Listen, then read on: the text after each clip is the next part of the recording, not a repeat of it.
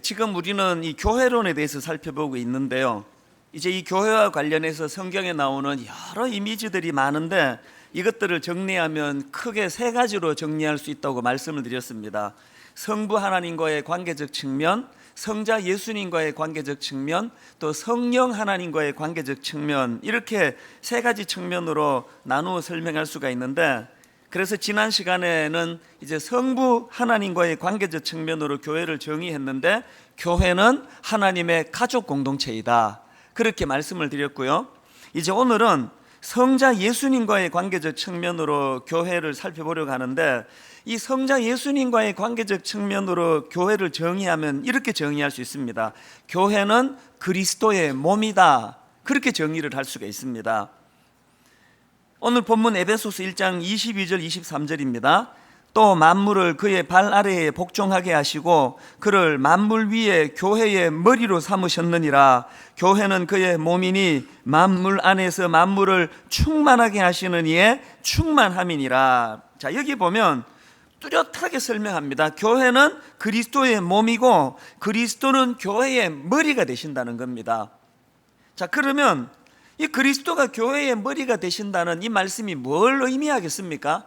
많은 의미가 담겨져 있지만 사사기 11장 11절에 보면은 이 머리라는 용어는 그 리더를 지칭할 때 사용하는 표현임을 알 수가 있습니다.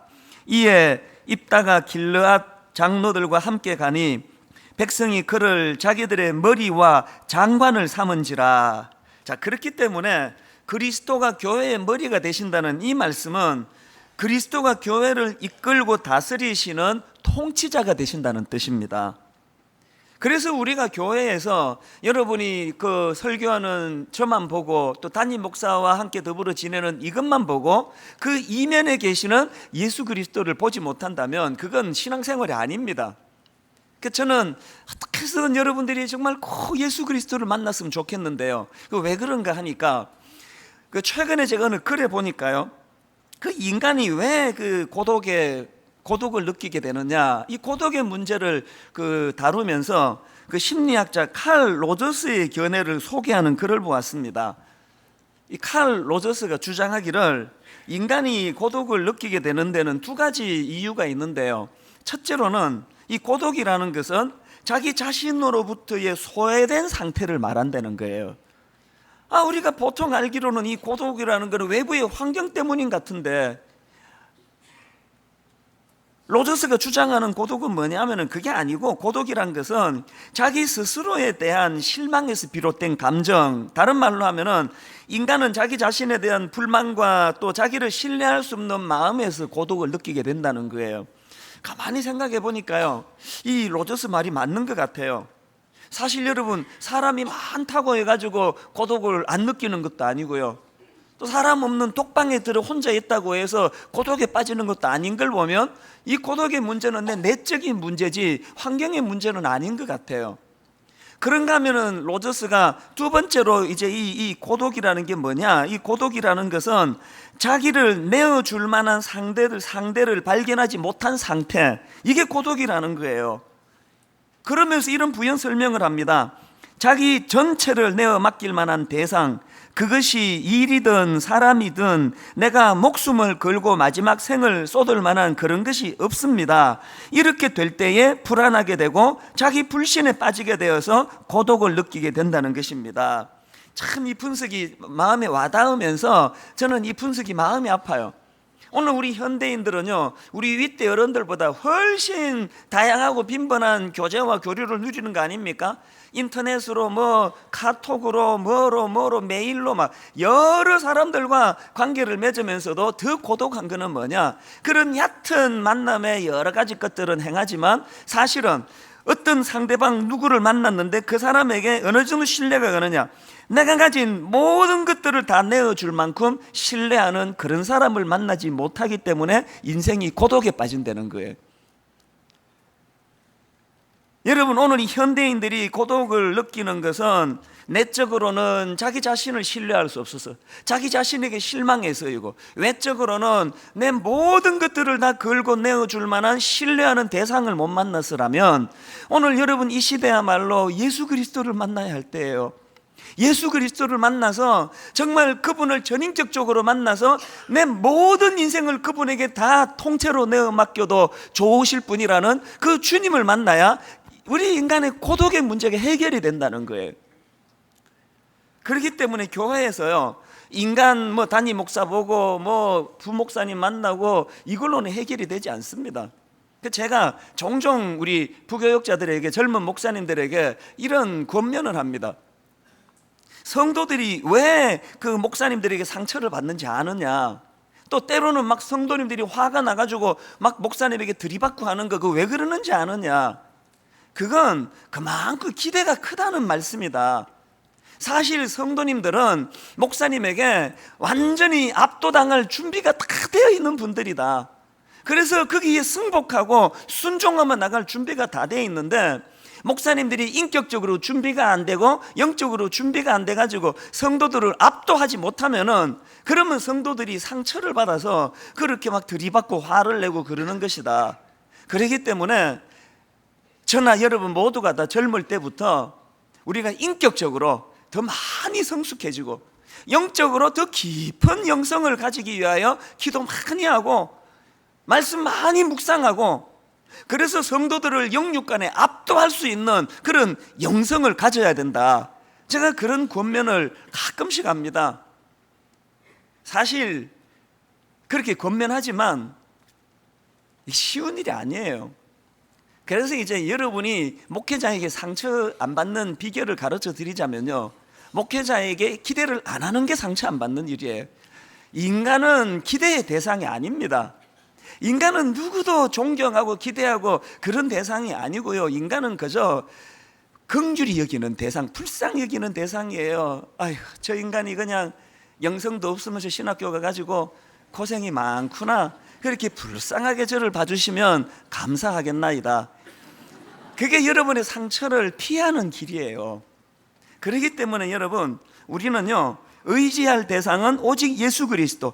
칼 로저스가 말한 것처럼 나를 압도해 줄 그 사람을 못 만나가지고 고독한 현대를 살기 때문에 주님이 나를 압도해 주시도록, 그 주님 앞에 내가 압도당할 때 내 안에 고독의 문제가 해결될 줄로 믿습니다.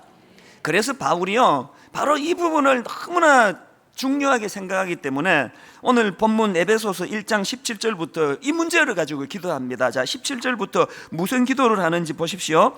우리 주 예수 그리스도의 하나님 영광의 아버지께서 지혜와 계시의 영을 너희에게 주사 하나님을 알게 하시고, 또 그 다음은 18절 19절도 보십시오. 너희 마음의 눈을 밝히사 그의 부르심의 소망이 무엇이며 성도 안에서 그 기업의 영광의 풍성함이 무엇이며 그의 힘의 위력으로 역사하심을 따라 믿는 우리에게 베푸신 능력의 지극히 크심이 어떠한 것을 너희가 알게 하시기를 구하노라. 바울이 지금 무슨 기도를 하고 있습니까? 자기가 개척한 그 에베소 교회 성도들이 이 하나님을 알게 해달라는 거예요. 또 그 하나님의 지극히 크신 능력을 누리고 경험할 수 있도록 하나님의 능력을 깨닫게 해달라는 거예요. 그런데 중요한 게 뭐냐면요, 그렇게 지극히 크신 하나님의 능력을 기도하고 있는 바울이 그 하나님의 능력의 물꼬를 어디로 연결되는 걸 그가 간파하고 있는가 하면은 20절부터 이런 기도를 드립니다. 그의 능력이 그리스도 안에서 역사하사 죽은 자들 가운데서 다시 살리시고 하늘에서 자기의 오른편에 앉히사 모든 통치와 권세와 능력과 주권과 이 세상뿐 아니라 오는 세상에 일컫는 모든 이름 위에 뛰어나게 하시고 또 만물을 그의 발 아래에 복종하게 하시고 그를 만물 위에 교회의 머리로 삼으셨느니라. 지금 바울이 기도의 이 흐름을 보세요. 하나님의 크신 능력을 너희들이 좀 깨닫게 되기를 바란다. 그런데 그 하나님의 크신 능력이 어디로 흘러갑니까?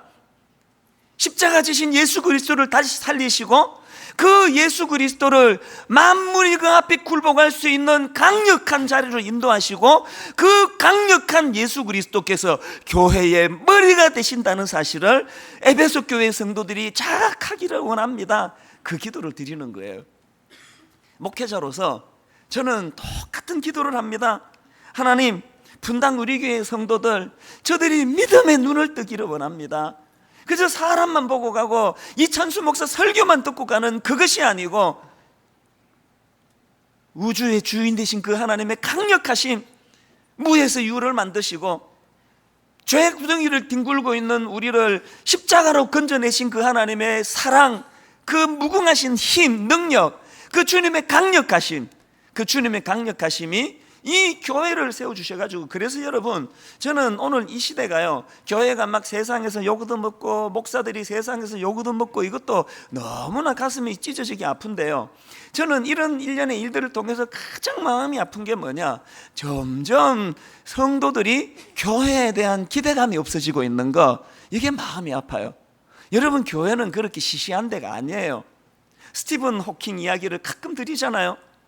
비록 그는 뇌성마비, 중증인 장애를 가지고 휠체어를 의지하고 몸을 가누지 못하는 사람이지만 아무도 스티븐 호킹을 시시한 인생이라 말하지 않는 것은 그에게 비상한 두뇌 머리를 가졌기 때문에 모두가 다 그의 실력을 인정하는 거예요. 여러분, 오늘 교회에 이제 다음 주 그 설명하겠지만 지체된 우리들이 여기 골마 터지고 저기 골마 터지고 또 그 입 역할을 하는 목사들이 변질이 돼서 헛소리가 새어나오고 하는 이런 현상이 있지만 여전히 교회는 위대한 거예요. 왜? 예수 그리스도가 교회의 머리 되세요. 예수 그리스도가 교회의 머리됨을 자각하는 그때부터 교회는 놀랍고 놀라운 영광의 자리, 놀랍고 놀라운 능력의 자리로 나타날 줄로 믿습니다. 이 기대감을 갖기 시작하는 거예요. 그래서 저는 오늘 바로 이제 이 머리 대신 예수 그리스도가 제대로 기능하고 제대로 작동할 수 있도록 우리 안에서 그 주님을 주님으로 인정해 드리는 이 믿음이 필요한데요, 저는 이것을요 세 가지 질문 형식으로 해가지고, 과연 분당 우리 교회는 여전히 주님의 영향력 아래 놓여 있는 교회인가, 이 교회는 주님을 머리로 인정해 드리는 공동체인가, 이거를 점검하는 잣대로 세 가지 질문을 제가 말씀드리려고 하는데요, 여러분이 세 가지 질문을 잘 필기하든지 머리에 담아 두셔가지고 우리 매일 이거를 스스로 질문해야 돼요. 우리가 던져야 되는 세 가지 질문 중에 첫 번째 질문이 뭐냐, 여러분, 분당 우리 교회는 주님의 십자가로 인한 영적 변화가 일어나고 있는가, 이 질문을 해야 돼요. 교회가 아무리 그냥 이상한 좋은 소문이 많이 퍼져나가고 저 교회 좋은 교회다, 분당 우리 교회 참 좋은 교회다, 100번 그런 얘기를 들어도요, 실제로 이 교회 안에서 주님의 십자가로 인한 영적 변화가 성도들 안에서 일어나지 않으면 이 교회는 좋은 교회가 아닌 정도가 아니고 병든 교회예요. 예수 그리스도가 교회의 머리 되심의 이 역할을 우리가 인정해드리고 그 믿음으로 그것을 인정해드리면은 이 교회 안에 그런 영적 변화가 많이 일어나야 됩니다. 베드로전서 2장 24절 25절 말씀을 저는 참 중요하게 생각합니다. 친히 나무에 달려 그 몸으로 우리 죄를 담당하셨으니 이는 우리로 죄에 대하여 죽고 의에 대하여 살게 하려 하심이라. 그가 채찍에 맞음으로 너희는 나음을 얻었나니. 자, 그 다음 25절을 보세요. 너희가 전에는 양과 같이 길을 잃었더니 이제는 너희 영혼의 목자와 감독 되신 이에게 돌아왔느니라. 이 시제를 가만히 보세요. 전에는 길을 잃었더니 이제는 돌아왔느니라. 인생은 딱 두 종류예요. 전에도 길을 잃었고 지금도 여전히 길 잃고 혼미한 상태에 있는 인생이 있고요, 전에는 길을 잃었지만 이제는 다시 회복해가지고 이제는 돌아왔느니라, 이렇게 고백할 수 있는 인생, 딱 둘 중에 하나예요. 여러분은 어느 쪽에 속하십니까? 오늘 여기 교회의 머리 되신 예수 그리스도께서 친히 나무에 달려 그 몸으로 우리 죄를 담당하신 그 주님을 내 인생의 주인으로 모시고 교회의 머리로 인정하며 그분과 더불어 나아가는 인생은 이 두 변화를 노래할 수 있는 거예요. 전에는 길을 잃었더니 이제는 돌아왔느니라. 왜 교회를 다니면서도 여전히 그렇게 혼미하냐? 여러분이 예수 그리스도가 교회의 머리 되심을 인정하지 않는 불신앙 때문이에요. 요즘에 저한테요, 막 이메일이 쇄도하고요, 만나자는 요청이 막 그렇게 많아요. 최근에 더 많아졌어요. 그래서 저한테 이 메일을 오는 것들을 딱 분류를 해보면 딱 두 종류예요. 하나는요, 도와달라는 거예요. 그래서 이제 몇 주 전에처럼 이제 그 우울증으로 힘들어하는 그 학생을 제가 만나가지고 이런저런 대화하고 교제하고 그렇게 힘을 얻어가고 있다, 이런 설교를 하면은 그 주간에는요, 그 비슷한 아픔을 갖고 있는 분들에게 연락이 많이 와요. 목사님, 우리 애도 좀 만나주세요. 우리 집에도 한번 찾아와 주세요. 또 미자리 교회를 위하여 우리가 헌금하자, 미자리 교회를 위해서 우리가 한번 이렇게 섬겨보자, 그런 설교를 하고 나면 막 사무실부터 저에게 이메일로 전화로 막 많은 전화가 와요. 전국의 어려움을 겪는 미자리 교회 목사님들이 얼마나 많은지 마음이 아파요. 그래서 어떨 때는 제 몸이 한 100개쯤 됐으면 좋겠어요. 모든 성도들을 다 만나드리고 다 기도해드리고 다 축복해드리고, 근데 제가 현실적으로 그렇게 다 할 수가 없는 상황이에요. 이게 이제 저에게 오는 메일의 한 종류고요. 그런가 하면 또 다른 한 종류가 있습니다. 이쪽 그냥 도와달라는 메일밖에 오지 않는다면 제가 벌써 죽고 없으면 어떻게 살겠습니까? 그러나 이렇게 저에게 도움을 호소하는 많은 분들을 다 못 도와드리는 마음의 부담과 아픔을 갖고 살아가지만, 그러나 또 하나, 이 찬스 목사이기 때문에 저만이 누리는 특권이 뭐냐? 또 다른 한 종류의 메일은요, 전국에서 너무나 많은 사람들이 바로 이 신앙 고백이요, 나무에 달린 예수 그리스도로 말미암아 전에는 내가 혼미한 인생, 전에는 내가 길을 잃어버렸더니 이제는 주님을 만나 새로운 삶을 살게 되었습니다. 이런 그 기쁨의 메일이 또 얼마나 많이 오는지 몰라요. 뭐 그런 글들을 읽으면 그 남의 인생이지만 막 얼마나 마음이 기쁜지 몰라요. 예를 하나 들어볼게요. 최근보다는 조금 시간이 됐네요. 어떤 젊은 형제가 저에게 메일이 왔는데요, 한번 내용을 한번 들어보세요. 이렇게 자기를 소개합니다. 저는 5년 전 새생명 축제 기간에 분당 우리 교회를 오게 되었습니다. 제가 하는 일이 헬스 트레이너거든요.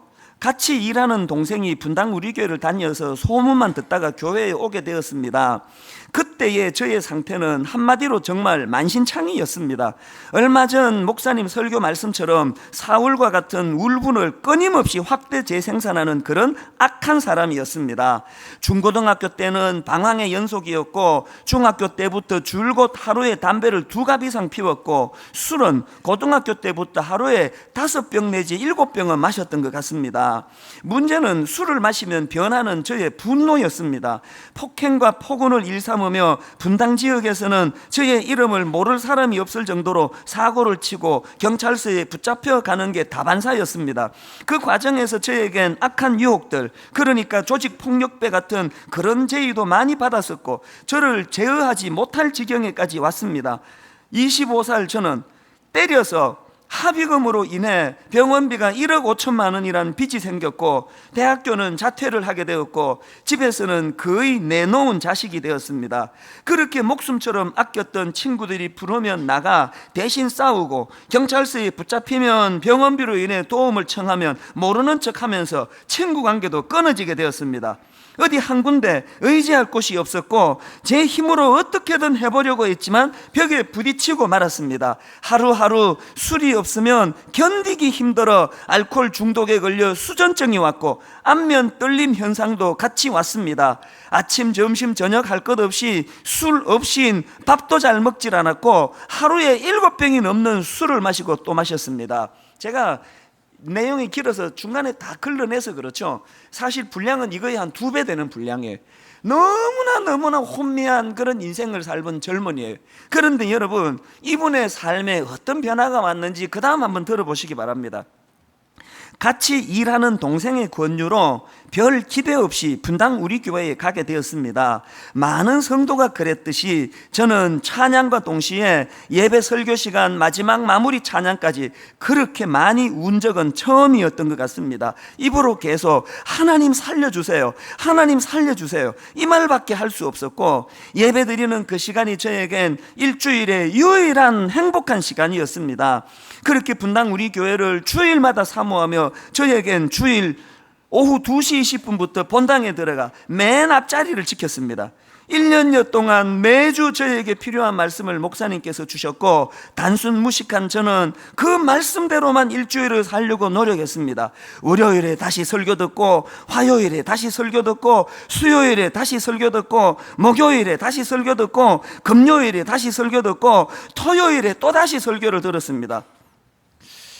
그냥 매일 들었습니다. 그러면 되는데, 제가 이분의 마음을 알아요. 그냥 매일 설교 드렸습니다. 그러기에는 감격이 너무 큰 거예요. 매일매일의 하나님이 자기를 어떻게 만져주시는가를 이렇게 열거하고 싶은 거예요. 자, 그 다음 보세요. 매일 울기만 했던 것 같습니다. 다행이에요. 월요일에 울었고, 화요일에 울었고, 수요일에 울었고, 이렇게 안 하고 매일 울기만 했던 것 같습니다.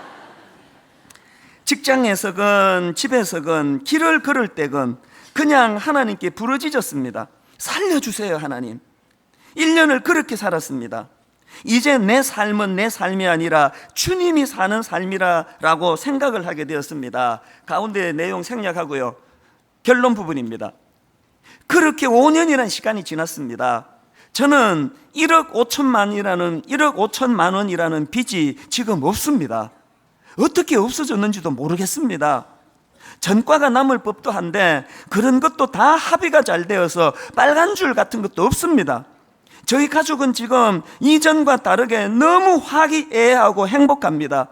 그렇게 들어가기 싫었던 집이 지금은 저의 제일 안식처가 되었습니다. 하나님이 주신 번듯한 직장도 생겼습니다. 더더욱 감사한 건 회사 내에서 인정받아 감사함으로 회사 생활을 하고 있다는 것입니다. 여러분, 놀랍지 않습니까? 여러분, 세상에 어느 단체가, 어느 그룹이 이렇게 본인이 자기를 피력하기를 완전히 흑암의 가운데에서 소망이 없이, 이게 보니까 알코올 중독이에요, 완전히. 이런 소망 없는 한 젊은이를 이런 극적인 변화의 자리로 이끌 수 있는 유일한 곳이 교회라는 거예요. 그리고 그 교회가 교회로서의 기능을 발휘하기 위해 유일하게 회복해야 되는 건 인간 목사만 모이는 교회가 아니고 예수 그리스도가 교회의 머리 되신다는 사실. 바울이 그렇게 기도하는 것처럼 모든 성도님들 믿음의 눈이 떠져가지고 그 예수 그리스도 볼 수 있는 영안이 열려지기를 바랍니다. 제가 이 형제가 참 귀하다고 생각되는 게 뭐냐면요, 지금까지 읽어드렸던 건요, 그 형제 표현으로 이게 서론이에요, 사실은. 그리고 이제 본격적으로 자기가 하고 싶어서 저한테 메일을 보낸 내용이 나오는데요, 왜 제게 메일을 썼냐 하니까 저 깜짝 놀랐습니다. 5년에 이런 변화를 경험하고요, 이분이 분당 우리 교회 1만 성도 파송 운동에 거기에 마음이 가가지고요, 지금요 4명 5명 나오는 작은 교회를 옮겼어요. 그리고 저에게 이제 메일을 보낸 요지가, 교회가 지금 너무나 어려운 상황이기 때문에 목사님 우리 교회도 좀 도와주세요. 이제 그 메일을 보내려고 앞에 길게 자기 소개를 한 거예요. 오늘 여러분, 우리가 예수 그리스도가 내 인생의 주인이 되실 뿐만 아니라 예수 그리스도가 이 교회의 머리 되신다는 이 사실을 우리가 인정하고 믿음의 눈으로 그것을 바라본다 할 때, 오늘 이 교회 안에 이곳저곳에서 이 형제와 같은 드라마틱한 인격적인 변화, 삶의 변화, 절망 가운데 빠져있는 사람이 희망의 자리로 옮겨 올라오는 역사가 일어날 줄로 믿습니다. 이 교회 안에 전에는 길을 잃었더니 이제 돌아왔느니라, 이 놀라운 공식이 여러분 삶, 또 이 교회 안에 많이 일어나게 되시기를 바랍니다. 그런가 하면 두 번째로요, 우리 교회는 그분의 영향력 안에 놓여 있는가를 점검하기 위해서 물어야 되는 질문 두 번째, 무슨 질문을 해야 될까요? 우리 교회는 주님으로부터 공급과 보호하심을 받고 있는가? 이 질문을 던져야 된다는 거예요. 그 존 파이프 목사님이 쓰신 결혼신학이라는 책에 보면은요, 저자가 에베소서 5장을 인용해 가지고요, 이 교회가 그리스도와 교회의 관계를, 이제 이 남편과 아내와의 관계를 가지고 교회를 설명하는 게 에베소서 5장 아닙니까? 그것을 이제 인용한 걸 내가 봤는데요. 자, 에베소서 5장 23절을 보십시오. 이는 남편이 아내의 머리됨이 그리스도께서 교회의 머리 된 것 같음이니 그가 바로 몸의 구주시라. 그러면서요, 이 남편이 아내의 머리 된다는 게 뭘 의미하는가를 부연 설명을 25절에서 이렇게 합니다. 남편들아, 아내 사랑하기를 그리스도께서 교회를 사랑하시고 그 교회를 위하여 자신을 주신 같이 하라. 그러니까 여러분, 여기 남편들이요, 여러분이 아내의 머리라는 것은요, 그건 군리 말하는 게 아니에요. 권위를 말하는 게 아니에요. 아내보다 높은 자리에 올랐었다는 게 아니에요. 이거는 섬김을 말하는 거예요. 이건 책임을 말하는 거예요. 이건 사랑을 말하는 거예요. 자, 그러면서 29절 30절에 보니까요, 누구든지 언제든지 자기 육체를 미워하지 않고 오직 양육하여 보호하기를 그리스도께서 교회에게 한과 같이 하나니 우리는 그 몸의 지체임이니라. 그러면서 여러분, 그리스도가 교회의 머리됨이 어떤 기능을 갖고 있는가를 양육하고 보호하는 것으로 설명합니다. 근데 여기 나오는 이 양육하다라는 단어를 헬라어로 보니까요, 에크트레회이라는 단어예요. 이 단어는요, 공급하다, 기르다 이런 뜻이에요. 그리고 또 보호하다라는 이 단어는 헬라어로 탈페이라는 단어인데 소중히 여기다라는 뜻이에요. 그러니까 머리 대신 예수 그리스도가 교회 안에서 제대로 그분의 기능이 작동된다 할 때는 어떤 일이 일어난다고요? 그분이 우리를 마치 아비가 자식을 불쌍히 여긴 것 같이, 그 자식을 사랑한 것 같이, 그래서 우리를 보호해 주시고 우리를 길러주시고 양육시켜 주시고 때를 따라 돕는 은혜로 필요한 것들을 공급해 주신다는 거예요. 여러분, 우리가 이 교회 안에서 이 공급해 주시는 하나님의 은혜를 누리고 있습니까? 우리 질문해야 돼요. 그러면 정말 분당 우리 교회가 이론이 아니고 오늘 이 교회 안에 주님으로부터의 이 공급과 보호하심이 있는가? 없는데요. 이렇게 이야기하면 이 교회는 병든 교회예요. 자, 여러분이 한번 대답해 보세요. 여러분은 여러분의 가정 안에서, 또 여러분은 여러분의 개인의 삶 속에서 하나님께서 여러분의 인생의 주인 되시고 십자가 지신 예수 그리스도가 여러분의 머리가 되어 주심으로 말미암아, 여러분 인생의 통치자 주인이 되어 주심으로 말미암아 시마다 때마다 필요를 따라 공급을 주님으로부터 받고 있습니까? 그분의 보호하심을 누리고 경험하고 있습니까? 이 질문에 선뜻 대답하기 어려운 분들은 그 다음 존 파이프 목사님의 이야기를 잘 들어보세요. 왜 그런 일이 일어나느냐? 난 왜 그걸 못 느끼느냐? 그분이요, 결혼신학이라는 책에서 이런 이야기를 합니다. 결혼 생활을 유지한다는 것의 핵심이 사랑을 유지하는 것이 아니라 언약을 지키는 것이라는 점입니다. 이게 뭘 이야기합니까? 저도 주례하면서 이야기를 종종 합니다. 여러분, 가정이라는 것은요, 사랑으로 유지되는 거 아닙니다. 많은 사람들이 여기서 지금 오해를 하는 거예요. 가정이라는 것은 사랑으로 유지하는 거 아니에요. 그래서 내가 신혼 때만 아내한테 사랑이 많이 가면은 가정을 유지하고, 그 사랑이 식어가지고 바깥에 이상한 여자한테 내 사랑이 가면은 또 막 바람을 피고 뭐 딴 살림 차리고, 이게 지금 여기서 또 혼돈이에요. 가정은요, 사랑으로 유지되는 게 아니에요. 가정은 언약으로 유지되는 거예요. 하나님 앞에서 결혼할 때 내가 이 부실한 남자, 부실한 아내를 만나가지고 하나님, 내가 지금부터 죽을 때까지 이 남자만을 사랑하겠습니다라고 약속한 그 약속을 지켜내려고 처절하게 몸부림치는 곳, 이게 가정이라는 거예요. 여기 사랑이 식은 분 계시죠? 좀 있으면 다시 또 뜨거워져요. 기다리면 돼요. 내가 지금 내 남편, 아내에게 얼마나 사랑이 뜨겁나, 이건 가정의 유지에 별로 중요한 거 아니에요. 내가 하나님 앞에서 이 사람만을 사랑하기로 내가 약속했기 때문에 하나님, 내가 이 약속을 잘 지킬 수 있도록 힘주시기 원합니다. 그렇게 주님께 간구하면 주님은 고 예뻐가지고 사랑하는 감정까지도 선물로 주시는 거예요. 존 파이프가 이 이야기를 하면서요, 이거를 교회에다가 대비를 하는 거예요. 똑같은 이치로요. 아까 여러분, 제가 이 질문을 드렸을 때 여러분은 주님으로부터 공급하심을 경험하고 있습니까? 주님의 보호하심을 맛보고 있습니까? 내가 이렇게 질문할 때 선뜻 그렇습니다, 아멘, 이렇게 대답할 수 없는 사람들은 왜 그러냐? 이게 언약의 관계라는 게, 언약의 관계. 예수님께서 하셔야 될 일이 뭐예요? 그분은 나의 머리가 되어 주셔서 때를 따라 돕는 은혜로 나를 도와주시고 공급해 주시고 내 인생을 돌보아 주시는 일을 하셔야 되고, 그런가 하면 우리가 해야 되는 게 뭐예요? 그분을 내 인생의 주인으로, 그분을 교회의 머리로 인정해 드리는 언약이 필요하다니까요. 선포가 필요하다니까요. 여러분들이 교회로 왔다 갔다 하는지는 모르지만, 여러분들이 모태신앙인지는 모르지만, 5대째 예수 믿는지는 모르지만, 심지어 권사인지 모르지만, 장로인지 모르지만, 또 심지어 목사인지는 모르지만, 그게 하나님과의 관계의 열쇠가 되는 게 아니고, 내가 하나님의 백성이요, 나는 교회의 일원으로 그리스도가 이 교회의 머리 되심을 내가 믿습니다. 주님은 내 인생의 주인 되시고 내 인생의 때를 따라 돕는 은혜로 나를 도와주시는 내 영혼의 구세주임을 내가 믿습니다. 이 고백을 내가 해야 된다는 거예요. 맨날 내가 여기서 이 썰렁한 이야기를 하잖아요. 매번 똑같은 걸 해도 매번 웃으시기 때문에 용기를 얻어서 오늘 또 하려고 그러는데요, 뭐 일 조금만 안 되면 여러분 하나님 갖다 대는 거 아닙니까? 이번에 우리 애가 수능시험 떨어졌단 말이에요. 그러면 모든 책임은 하나님께 돌리면 갑자기 믿음이 막 출중해져 가지고 왜 안 도와주시느냐고, 우리 딸 왜 우리 아들 안 도와주시느냐고, 왜 안 도와주시느냐고 막 그렇게 하나님께 여러분들이 원망을 돌리잖아요. 그럴 때 하나님의 말씀은 딱 한마디예요. 목욕탕에 가봐라. 내가 거기서 답 다 써놨다. 뭐라고 써놓으셨던가요? 맡기지 않은 물건은 책임지지 않습니다. 오늘 또 웃으신 여러분 축복합니다.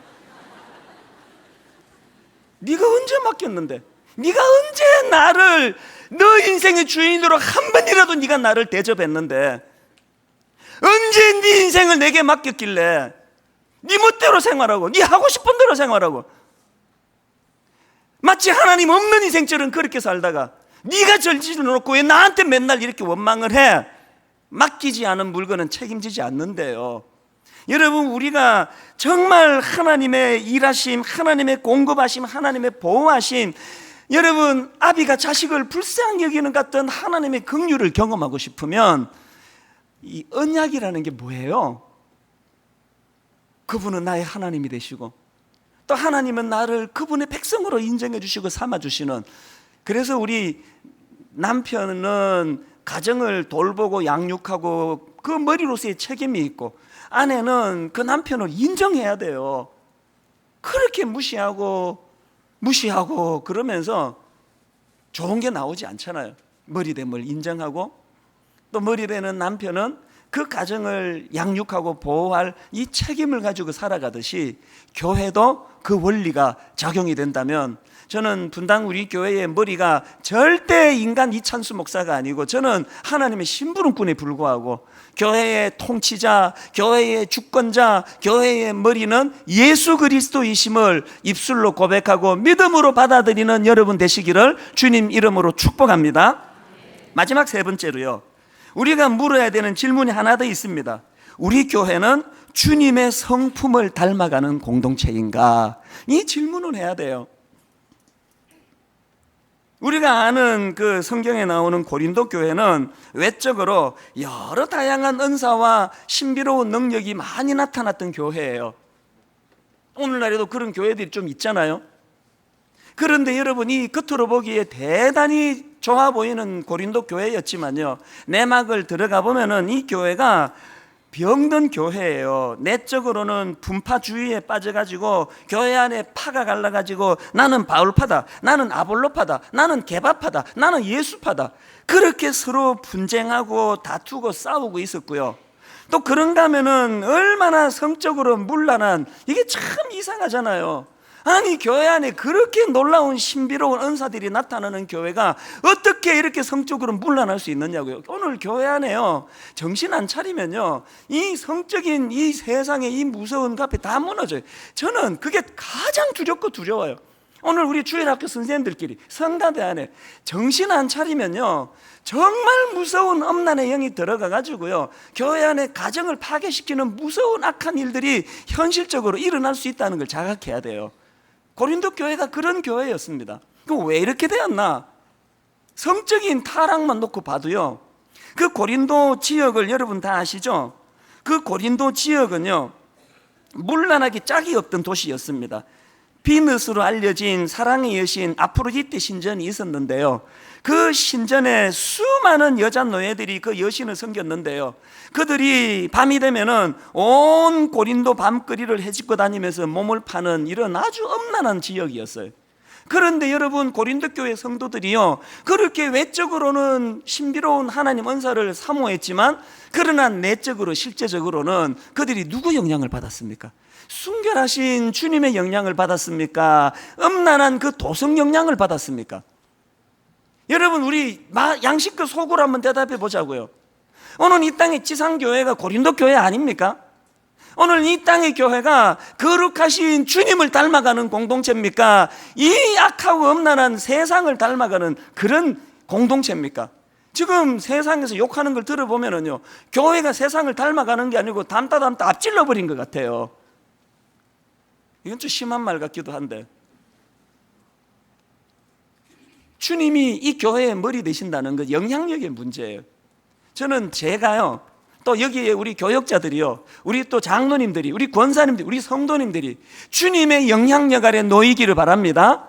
주님의 영향력 아래 놓인 자들이 누릴 수 있는 특권, 주님 인격 닮아가는 성도님들 되시기를 바랍니다. 우리 주 예수 그리스도의 은혜와 하나님 아버지의 다함없는 사랑과 성령님의 감동, 감화, 위로, 교통, 충만하심의 역사가 진정 예수 그리스도를 내 인생의 구세주로 영접하고 이 교회의 머리로 세워드리며 인정해드리며 그 주님 공급해 주시는 보호하심과 또 많은 은혜의 공급을 감격하고 감사하고 누리며 그렇게 신앙생활을 하기로 다짐하며 예배하는 모든 주의 자녀들 머리 위에 지금부터 영원토록 함께 하시기를 간절히 축원하옵나이다. 아멘.